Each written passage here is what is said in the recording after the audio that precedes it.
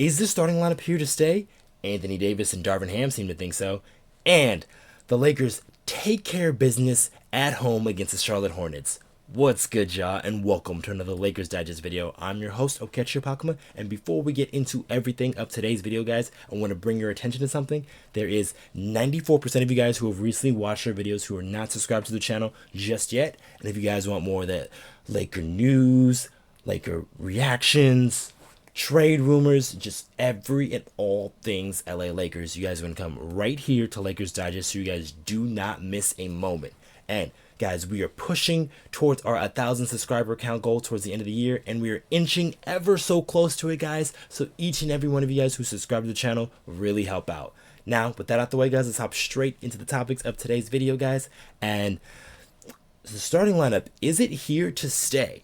So the Lakers have been testing out a new starting lineup that really leans more towards the defensive side of the ball here, as they've taken out D'Angelo Russell and implemented in Jared Vanderbilt into the starting lineup.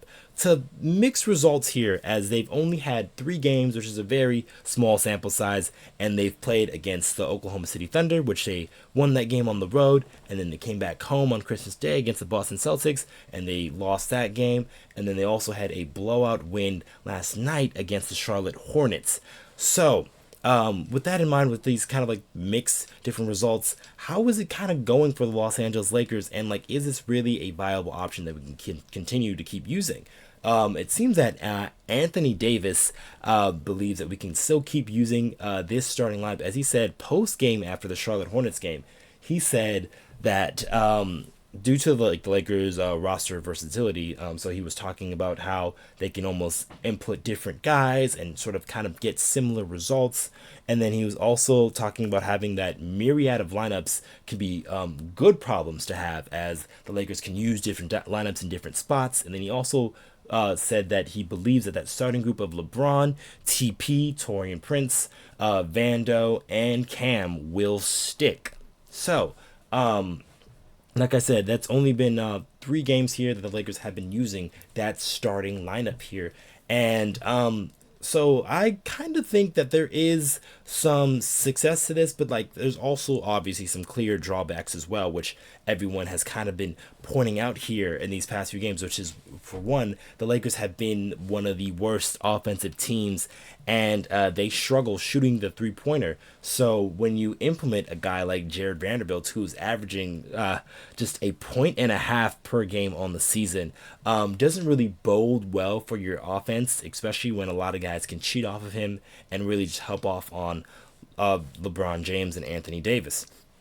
But in a weird way, so I'm kind of playing devil's advocate a little here, but in a weird way, this starting lineup can work in some sense, as the Lakers are, like I said, they are more of a defensive minded in this unit, and they can use their defensive tools to kind of like leverage some easy points on offense, as guys like a Jared Vanderbilt and a Taurean Prince and also Cam Reddish are very good at steals and very good in the passing lanes. So this can get the Lakers out to easy transition points and a lot of easy opportunities that you can get from playing really hard defense, which a lot of those guys are really known for doing. And then another thing that this has done, so this has kind of been happening in only these 3 games that the Lakers have been running that starting group, it has put the ball more in the Lakers' best players' hands. So LeBron James and Anthony Davis tend to have the ball a lot more in their hands throughout the entirety of the game. And that kind of bodes well, as it's been boding well for Anthony Davis, who has really been killing it. We can actually just take a look of the stats from tonight's game or last night's game, and then Anthony Davis had another great one in that one, having 26 points, 8 rebounds, about 2 assists, 2 steals, and 4 block shots off of 11 of 19 shooting there. So Anthony Davis has been in the middle of a huge rhythm here. He's been playing really well on the offensive end. His jump shot is starting to come together. He's starting to hit some 3-pointers again, and then also hit mid-range shots from all over the floor. And that's kind of been a symptom of like the Lakers playing this more defensive unit, because he is looked at to be more of a guy on the offensive end. And that's really boding well, as this is the right time where Anthony Davis seems to pick it up because he is a rhythm player. So him having this opportunity to have the ball in his hand a lot more, also alongside with LeBron James, who is one of the best passers we have ever seen in the sport. So getting these guys involved in a lot of actions, we've seen a lot of LeBron James, Anthony Davis pick and roll, and that has led to a lot of like their patented shots, some alley-oop dunks. So a lot of fun and exciting plays that the Lakers used to play when they were playing with that 2020 team. So those two guys have really found a nice little niche there in that starting unit, and then also this move of having all those defensive minded players in your starting unit, that means all of your offensive players are coming off the bench. So guys like Austin Reaves, Rui Hachimura, and D'Angelo Russell, all of them who had pretty solid games tonight. So last night. So the D'Lo had 16 points along with Austin Reaves, and then Hachimura had 17 in this one as well, going a plus 34 in the plus minus department.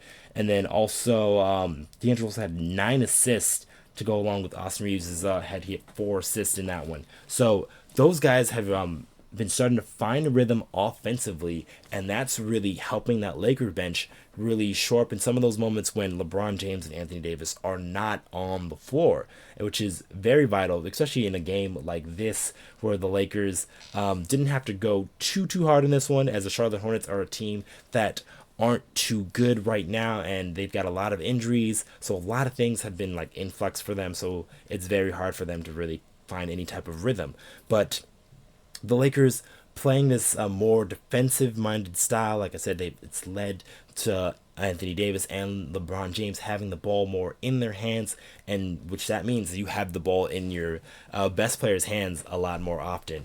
So let's talk a little bit more about the game, as the Lakers were able to take care of business at home, and it was definitely led by Anthony Davis and LeBron James. LeBron more in the second half as he picked up his scoring, and that was really the reason why the Lakers were able to make this a blowout, as the Charlotte Hornets were hitting some shots there in the first half, and they had a 9-point lead there, and the Lakers were able to get it together and then really set things right there in the second half, as like I said, LeBron, who had 17 and 11 assists in that one. So he had a very solid game, wasn't really scoring too much, but he didn't really need to, as this was a game where the Lakers hit 15 three-pointers. Not too often the Lakers can hit that many threes, so we'll take them when we can get them.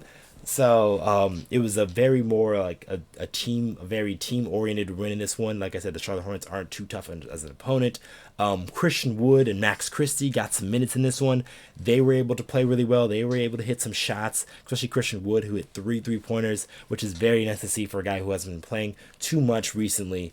And then probably the biggest factor of the game is that the Lakers are going to expect to have LeBron James for their upcoming back-to-backs to sort of like end and start off the year, going against Minnesota and New Orleans, but they weren't able to play too many minutes in this one, as Anthony Davis, he had 26 minutes and LeBron only had 25 minutes in this one. Neither of them stepped foot in the fourth quarter, which is very nice to see when those guys are able to get a nice rest, especially at home games. So it makes it a lot easier for them to recuperate and get ready and start getting ready for their next game there. So the Lakers, like I said, take care of business against the Charlotte Hornets, and it seems to me that starting lineup is going to be sticking around and kind of like staying here, and we'll see what happens if the Lakers will continue to run with this lineup. But for the time being, it seems like it is going to be the lineup.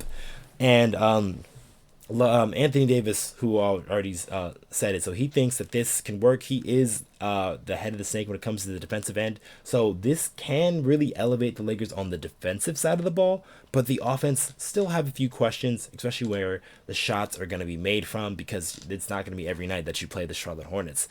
But that's going to be it for this video, guys. Make sure you guys subscribe. Like I said, we are so close to 1,000. Make sure you comment. Do you guys agree that we should keep running a starting lineup? And yeah, I've been Okechi Apakama, and I'll catch you guys on the next one.